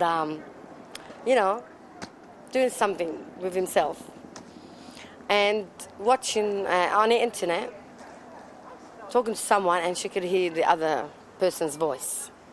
And she had a big argument, and she knew what it was about, and he didn't want to stop it. He was in love with the computer.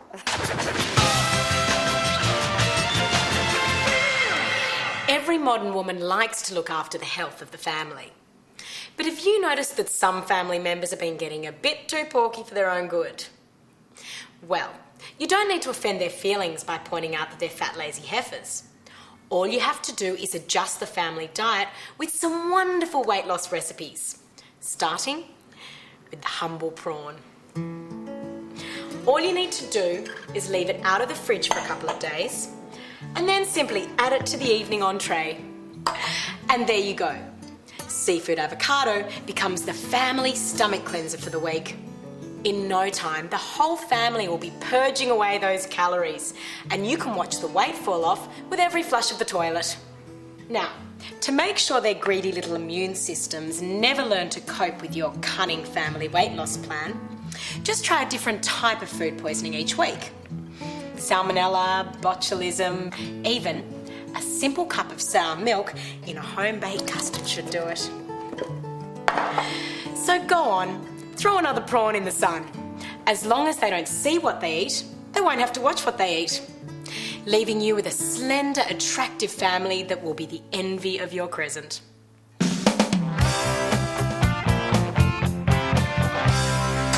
Even the most law-abiding citizens never know when they're going to have to do time. And if you find yourself in a big house, it's a pretty scary environment. The first concern for most new prisoners is how to prevent themselves from becoming some hairy maniac's unwitting sex slave. Well, the answer to that is pretty simple. You can't. So, you may as well make it easy on yourself, and I'm going to show you how. When your special man returns home from a hard day's work in the workshop or exercise yard, the last thing he wants to come home to is a messy cell or haggard-looking cellmate. So, make yourself look just that extra little bit special for him. I know it's hard sometimes, but he really will appreciate those little things you do for him. It shows you care. Run him a soothing foot bath.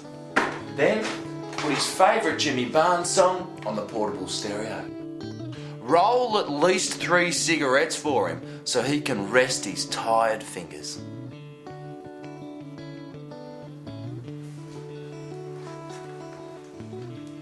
A little bit of mood lighting to soothe those weary eyes. And a refreshing glass of boot polish liquor. You see, what I've created is a loving, relaxed environment so that when I do cop it, I know it's with a sense of genuine affection. You see, if you keep your cellmate happy, your sentence will fly by, and when you get out, remember, you weren't gay. You were just mates who had sex.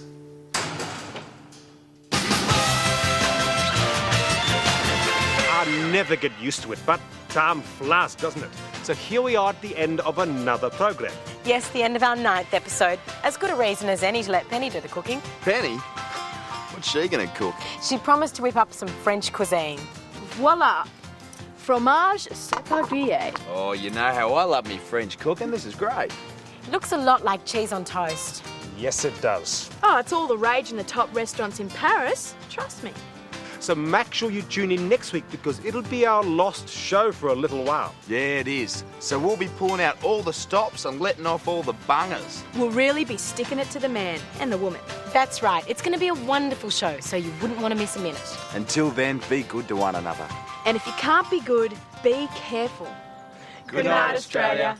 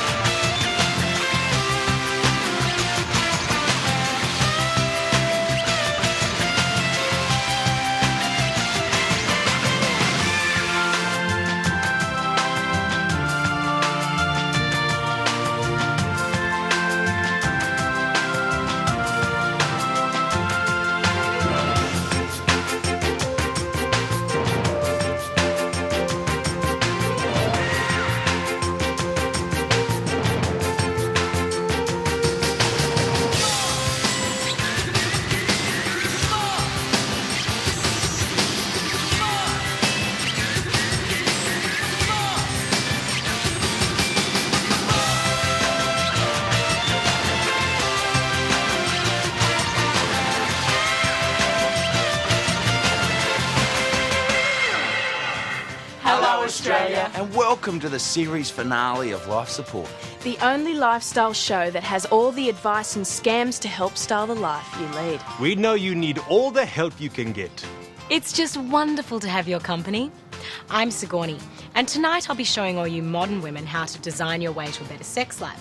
I'm Life Support's handyman Todd, and I've got some top tips to teach you tonight, including some safer safety to secure your suburban home and some more tip-top tugger. I'm Penny, and I've got all the answers you won't find in the encyclopedia or any other book. And tonight I'll be letting you in on how to get your banking done without getting done by fees. I look forward to that. I'm Dr. Rudy, and I'll be introducing you to the very latest device to help organise your life. And a little later on, I'll be showing you a great way to deal with a prevalent public problem. Well, it looks like we've got a lot of information to download into your living room. Certainly does. So for the last time, for a little while, let's get to it. People complain a lot about the way banks invade our privacy, but there is a way to turn it to your advantage.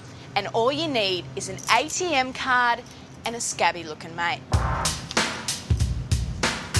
The video camera inside this ATM watches my every move. It sees me insert my card and enter my personal identification number.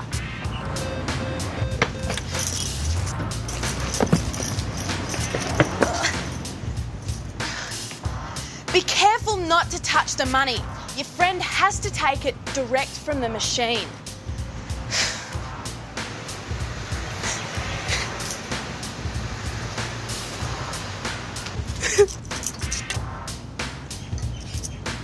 The most important thing to remember is make sure you use an ATM from your own bank.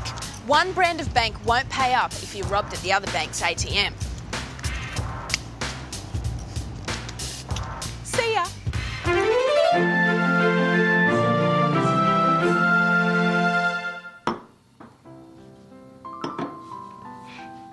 Ladies, we all know that a dinner party can be a delicious cocktail of anecdotes, flirting and joie de vivre.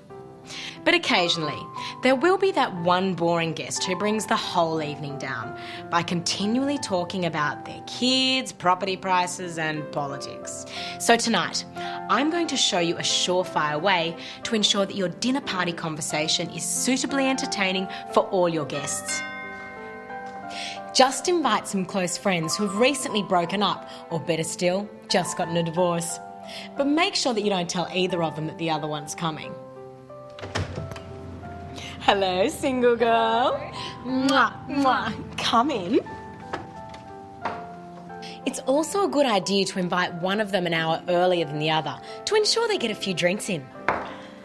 Oh, God. What the hell is she doing here? Oh, great. This is going to be fun. It certainly is. And if either person has started seeing someone new, don't forget to invite them, as they're crucial to the evening's entertainment. Oh, and who's this? Excuse me, but who the hell are you? Choose your music carefully. Then, just sit back and enjoy the entertainment. Can't believe Sigourney even invited you to this dinner in your cheap little dress. Oh, yeah, you would know it's a cheap dress. It's the only thing you bought me in the 4 years we were together. For 4 years, I had to put up with this whinging shit. Well, I'm sure another 4 hours won't kill you. Oh, don't be so childish. I'm Can you being see childish. how childish You're she the is? one who left without even leaving a note. Essential facts. Oh, yes, the And an mysterious email. facts. I don't Yeah, want to there talk was about nothing. Before dessert is served, your guests will be treated to a real-life operatic drama with a bitchy Melrose Place feel, and you'll be the hottest hostess in town. Bon appetit. But you were too drunk to remember anyone in our wedding.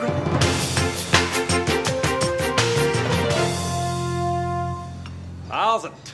Dr. Rudy here. In this busy age, we all need help organising our lives. So we turn to diaries, filofaxes, laptops. But the problem is, as personal organisers get smaller and smaller, they can be cute, but unreliable. But not if you have the right one, like this one. This is my personal organiser, Bernadette. Everywhere I go, my personal organiser is with me. It holds all the information I need, reminds me of my business appointments and personal arrangements. And it's so sophisticated, you can talk to it, and it actually talks back. Don't forget you've got a haircut at 4 o'clock. Thank you, Bernadette. Great, isn't it? And it's reliable. It's only crashed a couple of times, and I've only had to reboot it once. Come along, Dr. Rudy. We really have to go now. Yes, all right. After your haircut, you've got a meeting at 5 o'clock and then an early dinner appointment. This is Dr. Rudy helping you to get the most out of the little things in life. Bye now.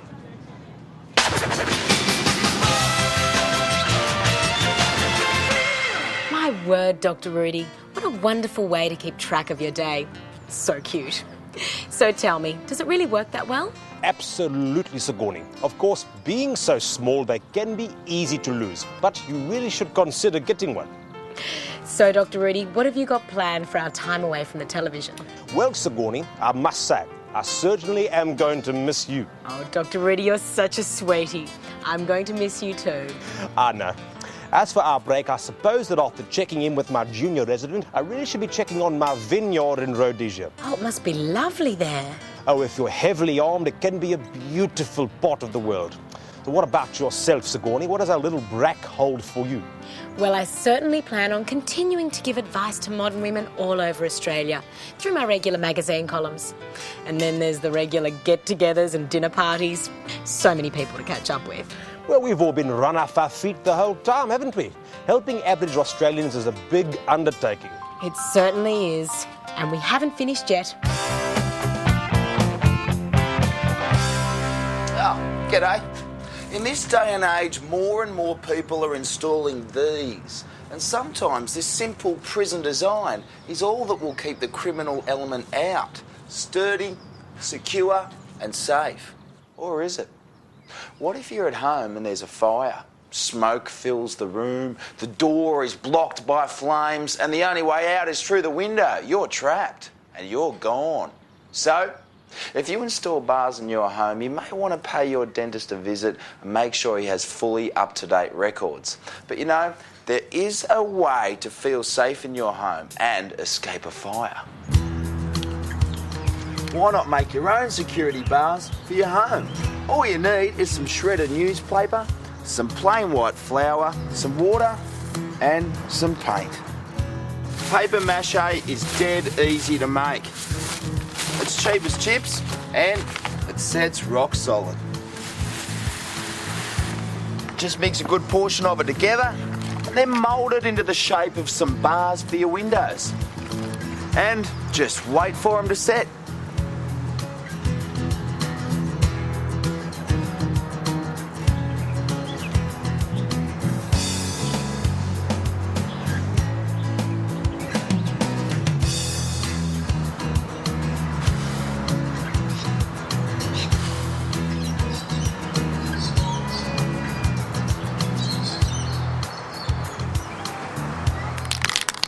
Then just give them a lick of some of this metallic paint. And there you have it. A criminal won't try and hit on this house now. Looks like too much hard work. And if a fire does break out, it's only paper and glue. The fire will burn them away while you can get away. So take a safer safety tip from Todd. Don't let your security grill become a char grill.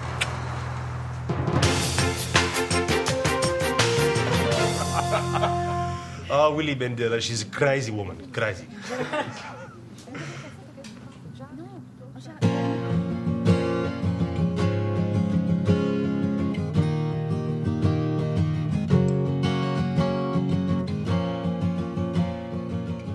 Has this ever happened to you? An evening out with friends, fun wine, good conversation, and an extremely pleasant ambience.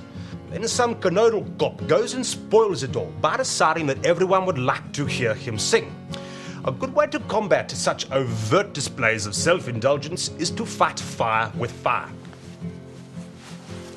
Just drop your strides and start practicing a bit of candid masturbation of your own. A drastic measure to be sure, but definitely effective. Such a display may not only get the message across to all those boring wankers in your midst, it could also be used as a public demonstration against the more common forms of professional onanism. I said, mate, if you're paying peanuts, you're going to get monkeys. You got the message.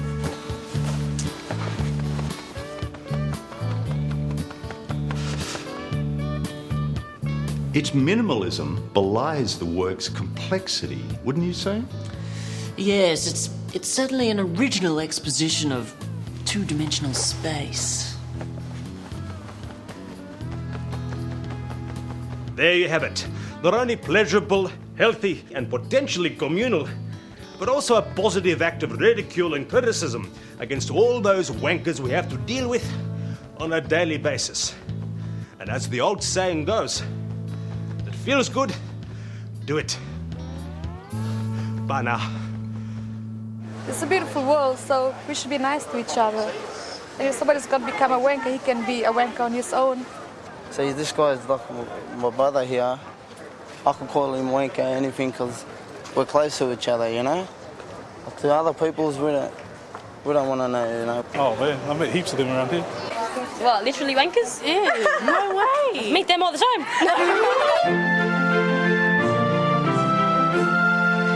Bye. Call me. It's a problem far too many modern women face. After you've been with the same man a couple of years, or even a couple of times, you start to experience the same moves and the same sex. And there's nothing more tedious than a lazy lover. So tonight, I've got a wonderful idea for you modern women that's sure to put some marvellous moves back into your man and a smile back on your face. To start, you're going to need a set of plain white bed linen. Then you just need some inspiration. Take the time to get it right so he can. Once you've planned the moves you'd like to do, just take some fabric paint and fill in the silhouettes that show you both where various hands, feet and knees should be.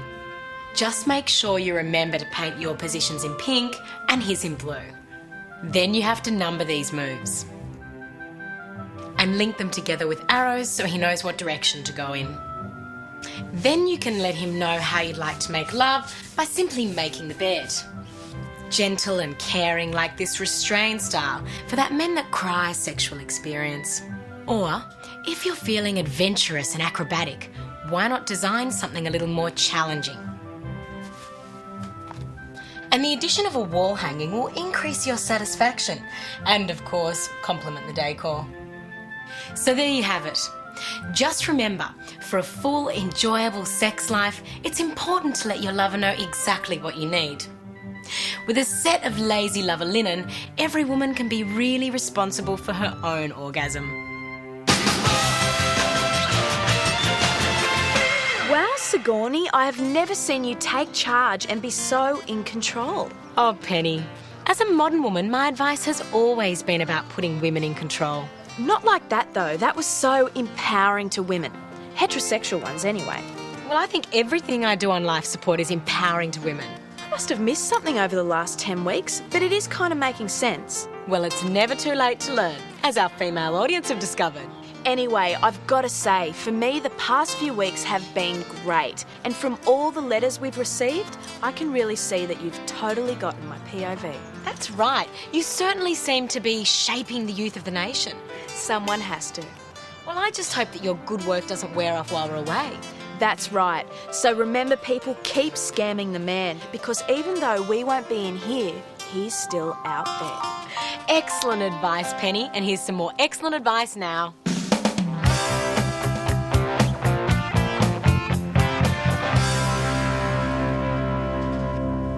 In recent years, a lot of Australians have discovered the rich tradition of bush tucker cooking.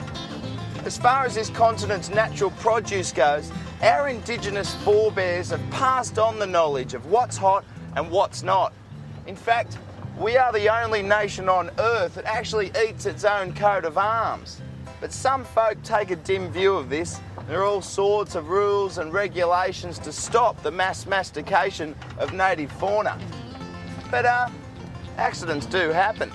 And if you take a tip from Todd, you'll be there to reap the rewards.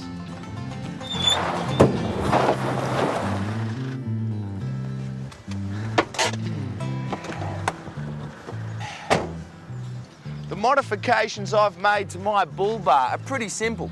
I've extended it so it's lower to the ground, and I've incorporated a wire net that slopes back at an angle so that all of the post-impact tucker stays put till you stop. Now, once you've bagged your meat, the cooking's up to you. I mean, I prefer to dig a hole, build a fire, and wrap my game in some paper bark for that traditional hungy-style meal.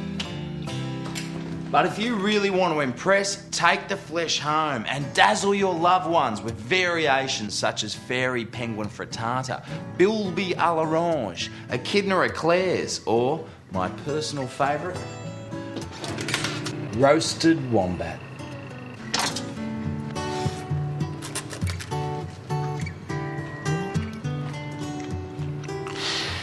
Now that's advanced Australian fare.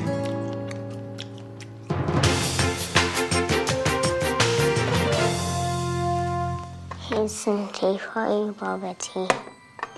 Would you like some milk with that bubble tea? How's it? Dr. Rudy here again with more timely advice for prudent parents concerning a dangerous condition which can affect children as young as 2. Do you like a biscuit with that bubble tea? Imaginary friends.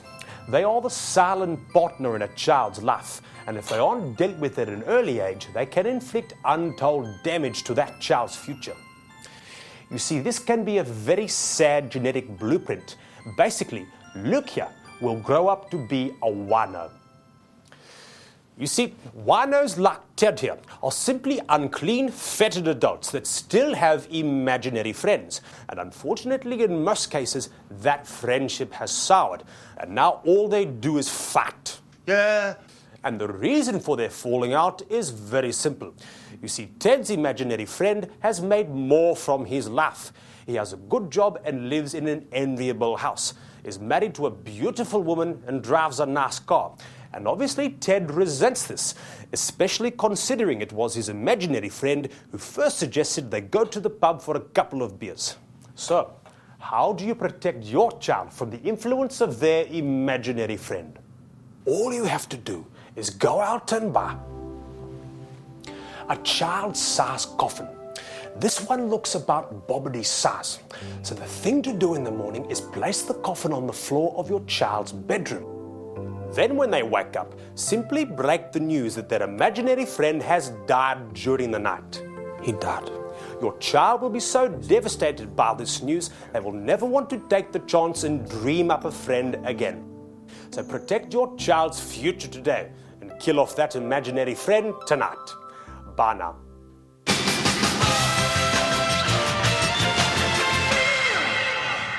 Well, Penny, this is the last show for a little while. What are you doing over the break? I can't say. Why not? Because it could be taken down and used as evidence. Oh, really? Yeah, and judges are much stricter if they know what you did was premeditated. What are you going to do? Oh, I'm going up to Surfers Paradise for school this week. Top beaches, great weather, plenty of young people. Should be all right. Good luck. Yeah, I'm doing some volunteer security work. I figure these kids have worked so hard in Year 12, they deserve to feel safe whilst letting their hair down. Safe? Real safe. What do you mean by that? Nothing, I just think we should move on to the next segment. What a great idea.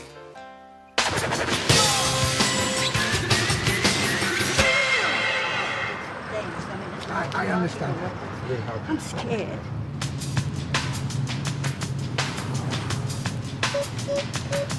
What do you want? Get away! Get away! Grab his wallet, come on. Are you tired of being hassled by stereotypes every time you go out after dark? Well, don't worry, because Life Support has the answer. Simply avoid being targeted by dressing like one of the gang. This way you know the only person mugging you when you withdraw money is the bank. Very nice, very nice. So be the baddest mofo in your hood and enjoy the feeling of not being victimised. Officer!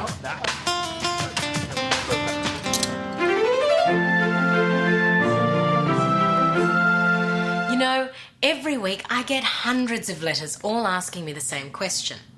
Sigourney, how should I invest my money? Yes, this is one of the great dilemmas of being a modern woman. Of course, back in the good old days, women didn't earn any money, so they never had to worry about these silly problems. But now, it really is very important that a modern woman invest her money wisely so that she can reap the maximum return. First of all, a lady needs to understand the lingo.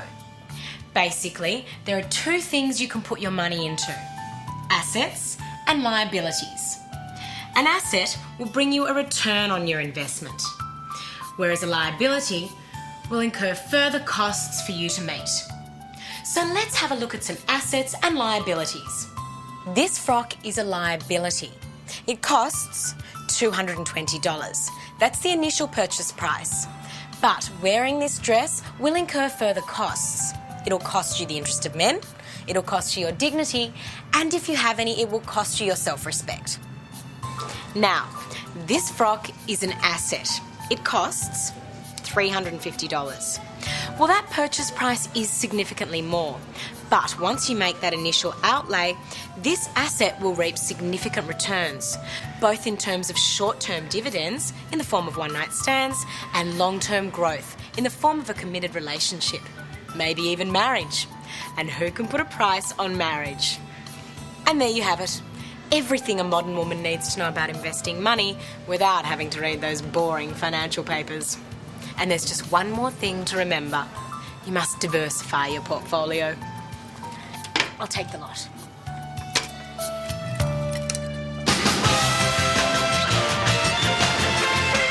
Well, here we are again. I know. I can't believe it. Yes, it is our melancholy duty to inform you that here we are at the end of another episode. Yes, the end of our 10th and final episode. As good a reason as any to make a croquant bush. Excuse me? It's a croquant bush. It's a cake made from custard-filled profiteroles and toffee. I tell you what, I'm going to miss your cooking, Sigourney. And I'm going to miss cooking for you, Todd. I'm going to miss reading the letters from you out there. So many problems. And I'm going to miss all the free stuff people have given me just because I'm on the telly. Yes, it's been a wonderful 10 weeks, and all of us here at Life Support hope that all of your lives have been improved in some way by us. That's right. I hope Todd's tips have set you on the straight and narrow. It's been a pleasure. And I hope my point of view has improved your view on how to scam the man and made your life just that little bit easier. And I know that my medical advice and financial wisdom has made many Australian families finally healthy and happy. Oh, I promised myself I wouldn't cry.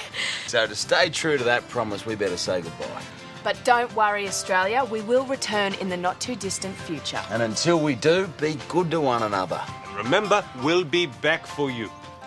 Good night, Australia.